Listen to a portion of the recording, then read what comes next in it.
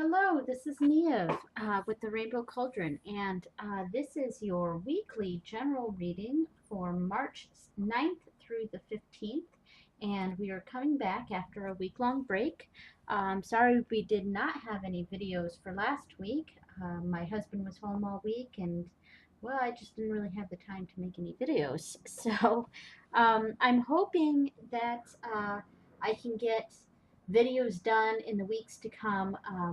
We're kind of going through a big move, so we're kind of in the middle of selling our house and packing things up and all of that, and so things are sort of up in the air for us right now. So I'm hoping that I'll try to be a little bit consistent in getting these out, but there may be times where a week or two where there's not going to be a video, and I just want to be warn you about that. So, all right.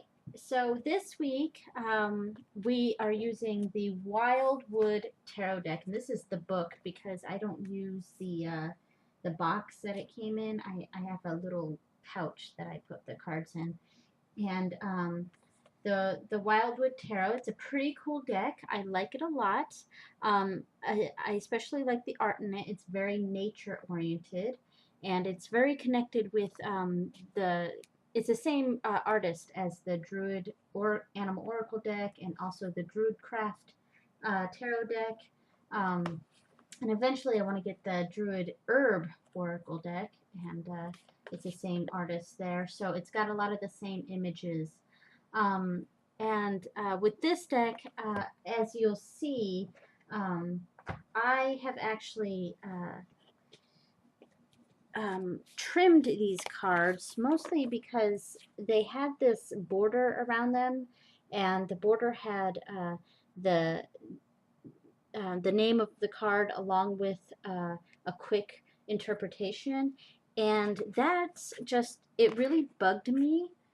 I don't like, I just didn't like that. Like, if you can see right here, it says the name of the card, Five of Vessels, and then it says Ecstasy next to it, and right here, Six of Vessels, Reunion.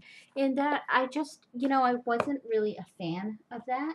So I chopped off all the edges of the card, and then with a gold pen I rewrote the name of the card on each one. And I actually like doing that better because this deck has and this is a good example. It had strength as number 11 and justice as number 8, and I prefer them switched. And that depends on what deck you get. A lot of them have 8 as strength and 11 as justice, and some of them have them switched. And I like it that way. So that so getting off all the edges really allowed me to switch the numbers on there. And I also did rewrite some of the names on here. Just because maybe I just didn't connect with whatever they had called the card. So yeah, I've really made this deck my own. So anyway, I'll stop jabbering about that and get to the reading. And of course, for the weekly readings, we use one card from the Gita deck here. This is not an oracle deck. It's not a tarot deck. It's a inspirational. It's inspirational cards, and each card has a verse from the Bhagavad Gita, and I'll try to interpret those verses in a sort of non-religious way, even if some of the cards have a religious connotation, specifically Hindu, of course. So if you do follow a Hindu path, maybe the religious aspects of the card will resonate with you. And if not, maybe we can get some other sort of wisdom out of that will call to you. And then for the daily readings, we'll use one card from the Druid Animal Oracle deck. And that'll just basically the same thing here. It's just going to be the general theme or feel throughout the day. This is for the week, this is for daily. And this is the tarot deck we'll be using for the weekly and the dailies. All right, so let me get these out of the way. Okay, so the first card is from the Gita deck, and we have Conscious Entity. And that's Krishna there. It's a very muted card, so it's actually a little bit difficult to see because a lot of the cards in this deck are very bright and colorful, and this one's a little bit muted, except of course the peacock feathers are very colorful.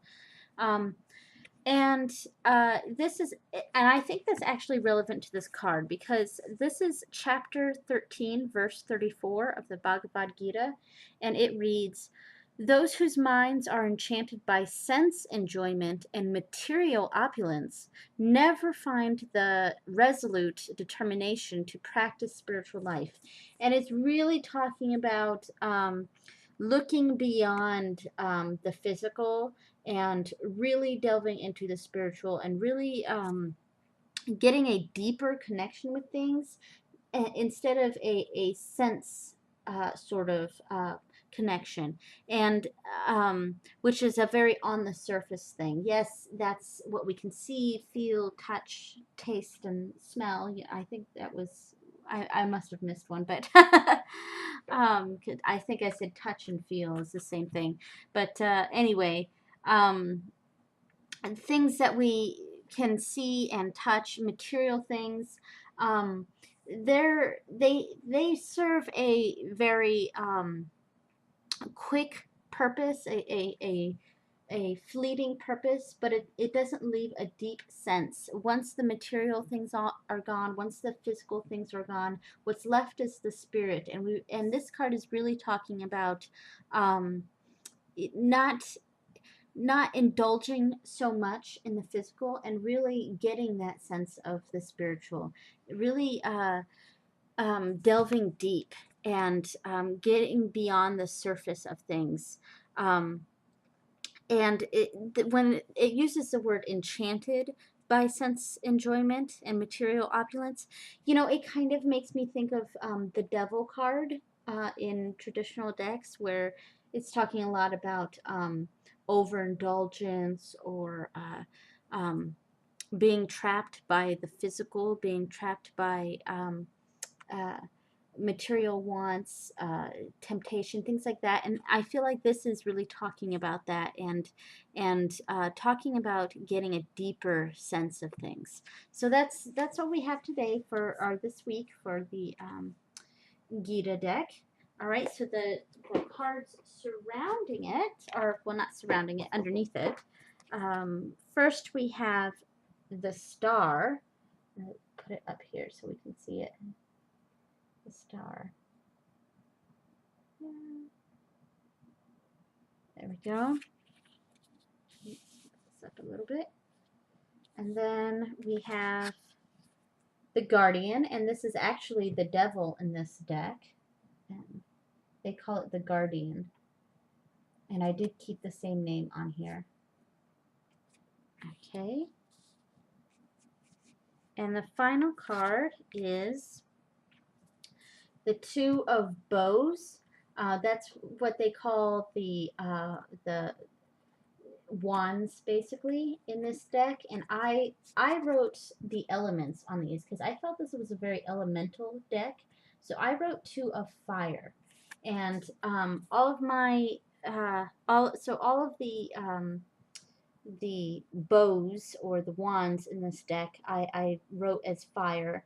For the vessels, I think I wrote water. Vessels or cups in this deck. For the swords in this deck are arrows, and I wrote that as air. And then the earth deck is stones, which is pentacles. All right, so the Two of Fire or the Two of Bows. Okay, so what we're seeing here is really going on a path, and it's a guided path. He's going through this clearing, well, not a clearing, but this tunnel, and it's guarded, and it's not so much mysterious because he's going towards a light, and then there's this star above, and it's guiding him through that. So it's a very positive card, talking about going on the right path, the right path for this person, and being guided by a really positive goal. And that's primarily what I get from this. And then when we're moving on to the Guardian here, which is the devil in traditional decks, and what I kind of sense from this is that there's a dark side path from your journey here, and one that is tempting to take, but hard to get out of once you go in. And the Guardian here, he it's not so much that he warns us about it, it's just he's not a negative figure, and this is a skeleton of a bear here, and he's guarding this this side path here, and it's not so much a negative path as it is a path that's hard to get off of, and he's really warning you that if you want to take this particular path, you have to be ready to do it, because otherwise it's just going to lead to a downfall. And so he's kind of there as a warning and as a guardian for this side path that's tempting to take, but one that you may not be ready for, and one that might lead down a negative path. And what this card is talking about is it's sort of connecting these two paths. Here he's holding two, well, they're bows, but two wands, staffs, whatever, and they're both fiery, passionate, and he's very passionate about both of them, and they're both standing sturdy on rock. So these are two paths that, or two points of view that are stable and have their rooted paths, and there's a lot of passion along these paths and potential energy, but they need to be directed. It's sort of balancing the two paths to create a new stable path, a new gateway. It's kind of what he's creating here.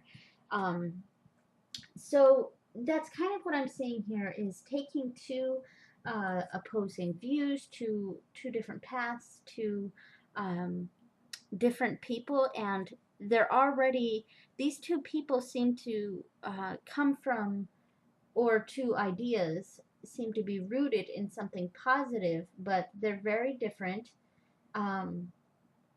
And it's sort of combining those two paths to create something new, to create a gateway to a third revelation. And that's kind of what I'm feeling here for this this week.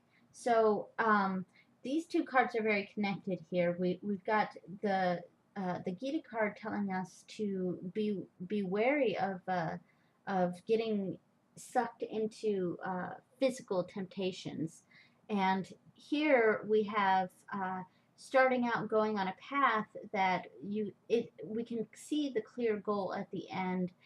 We're being guided on this path, this very positive flow of energy, and that doesn't necessarily mean the week will start off positive, but these energies, they're not necessarily about specific days so much as a general flow of energy this week, general energies that might be popping up back and forth, that sort of feeling. But basically, there's a path that we're going on where we can see a clear goal at the end. There's possibly some side paths that we need to be careful about venturing down, and it might be tempting. It might be a path that we're just not ready for, or it might be a path that will lead to us straying from this positive path. And here we have something that's sort of it's a card of bringing all of this passion about these two different viewpoints or these two paths, and bringing them into moderation, and bringing them to a sturdy point where we can see a positive gateway to a third path. Okay, so here we go. So thank you so much for watching, and blessed be.